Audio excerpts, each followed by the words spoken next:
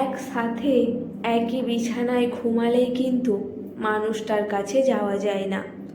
দুজন মানুষ 100 স্কোয়ার ফিটের একটা রুমের ভেতর বছরের পর বছর থেকেও মাঝে মাঝে কাছে আসতে পারে না।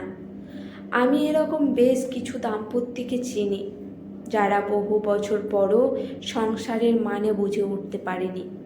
সংসার করতে করতে একসময় মানুষ ধরে নেয় একই বালিশে ঘুমানো, একই টেবিলে খাওয়া, একই রুমে ঘোরাঘুরি করা আর মাঝে মাঝে সঙ্গমে অংশগ্রহণ করাটাই সংসার।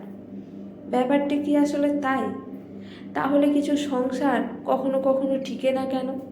তারাও তো একই বিছানায় ঘুমায়, একই টেবিলে খাবার খায়, একজন অন্যজনকে সঙ্গমে কোঅপারেট করে, তবুও সংসারগুলো ভাঙে কেন? তুমি একটা মানুষের সাথে আছো, পাশে আছো, চোখের সামনে আছো, তবুও মাঝখানে একটা দূরত্ব থাকে। এই দূরত্বটা অন্যরকম, বলা যায় না, বোঝানো যায় না, সহ্যও করা যায় না। কারো বুকের ওপর শুয়েও মাঝে মাঝে নিজেকে একা লাগে।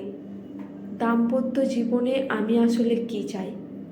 সবই চাই, যা যা সবাই করে, আমিও সেটাই চাই, যেটা অনেকেই করে না। সংসার মানে আসলে অভ্যাস। এই কনসেপ্টটা থেকে আমরা কেন জানি বের হতে পারি না। অভ্যাস অবশ্যই, তবুও সবই কি অভ্যাস? নতুন কিছুই কি থাকে না? আমরা একই ছাদের নিচে থাকি, অথচ কখনো একসাথে আকাশ দেখি না। কখনো সমুদ্র পাড়ে বসে কফির মগ হাতে নিয়ে নির্ভরশীলতার কাঁধে মাথা রাখি না। আমরা কখনো জিজ্ঞেস করি না তুমি কেমন আছো, তোমার মন থেকে খারাপ কেন। আমরা হাত ধরে বসে থাকি না। আমরা সঙ্গম ছাড়া একজন অন্যজনকে জড়িয়ে ধরি না। আমরা বুঝি না আমার সমস্ত সময় তার সাথে কাটানোর পরও তাকে সময় দেওয়া প্রয়োজন। আমরা শরীরের দিক থেকে কাছে আসি রোজ রোজ, অথচ আমাদের মনের দূরত্ব বেড়ে চলে। রান্না করার জন্য বুয়া রাখলেও হয়, সঙ্গমের জন্য পতিতা এনাম। তবুও সংসার কেন করা লাগে? সংসারের ডেফিনেশনটা শুধু নিঃশ্বাসের আর্দ্রতা অনুভব করার মাঝে সীমাবদ্ধ না, এর বাইরেও অনেক কিছু থাকে। আমি একা, তুমি একা, আমরা একা, প্রচণ্ড রকমের একা। একই বিছানায় নগ্ন শরীরের ওপরও একা, সঙ্গম শেষেও আমরা একা।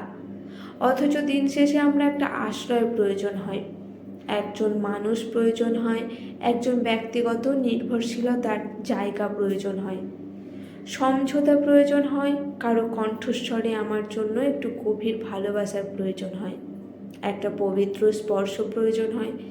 এই স্পর্শটা কামনার স্পর্শ নয়, এটা একটা ভালোবাসার স্পর্শ। কাম ছাড়া ভালোবাসা পূর্ণতা পায় না, এটা ঠিক। তবে কামও যে সবসময় ভালোবাসার জন্ম দিতে পারে না, এটাও ঠিক। সংসারের অভ্যাস বলে চালিয়ে দেওয়া মানুষরা আসলে ভালোবাসার দায়বদ্ধতাকে এড়িয়ে যেতে চায়। যে দাম্পত্যে প্রেম থাকে না, সেখানে অভিনয় করে বাঁচতে হয়। এরকম অনেক দম্পতি আছে যারা শুধু অভিনয় করেই একটা জীবন একটা অপছন্দ মানুষের সাথে একই ছাদের নিচে কাটিয়ে দেয়। সারাদিন কাজ করে ঘরে ফিরে স্ত্রীকে সময় দিতে অনিচ্ছা প্রকাশ করা, স্বামীও নিয়ম করে সঙ্গমটা ঠিকঠাক করে। ব্যস্ততা আসলে একটা অজুহাত, অতটা ব্যস্ত আসলে মানুষ থাকে না। চাইলে একটু সময় বের করা যায়, কি জানি আমরা হয়তো চাই না। প্রাক্তন প্রেমিক প্রেমিকার জন্মদিন আমাদের মনে থাকে, অথচ নিজের স্ত্রীর জন্মদিনটা মাঝে মাঝে ভুলে যায়। সংসারের গুরুত্বটা যেমন তেমন কিছুই না। যার সাথে সারা জীবন কাটাতে হবে তার জন্য সারাদিন পরিশ্রম করি, যাকে ভালো রাখার চেষ্টা করি মাঝে মাঝে বুঝিই না সে ভালো নেই। দাম্পত্য জীবনে কলহ থাকবেই, এটাকে ইনস্ট্যান্ট সমাধান করার ক্ষমতা সবার থাকে না। ঝগড়া হওয়ার পর কান্নাকাটি না করে মানুষটাকে পেছন থেকে জড়িয়ে ধরে বসলে কেমন হয়?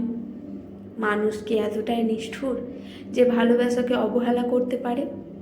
সংসার শুধু একটা অভ্যাস, এটা থেকে বের হতে হবে। সংসার একটা স্বর্গ, এখানে শুধু যোনি, লিঙ্গ, দুবেলা খাবার আর একই বিছানায় ঘুমানোর বাইরেও প্রেম, ভালোবাসা, নির্ভরশীলতা, গুরুত্ব, প্রায়োরিটি, শ্রদ্ধাবোধ, অ্যাডজাস্টমেন্ট সব প্রয়োজন হয়। সব মানে সব। দাম্পত্য জীবন সুন্দর তখনই হয় যখন আমরা অভ্যাস থেকে বের হতে পারি। মানুষটা একটা অস্তিত্ব হোক, অধিকার হোক, বেঁচে থাকার ডেফিনেশন হোক, একটা এডিকশান হোক, আমাদের সংসার হোক, আমাদের নেশাগ্রস্ত থাকার অ্যালকোহল, আমাদের মাঝে ভালোবাসার মাদকতা থাকাটা জরুরি, ভীষণভাবে জরুরি।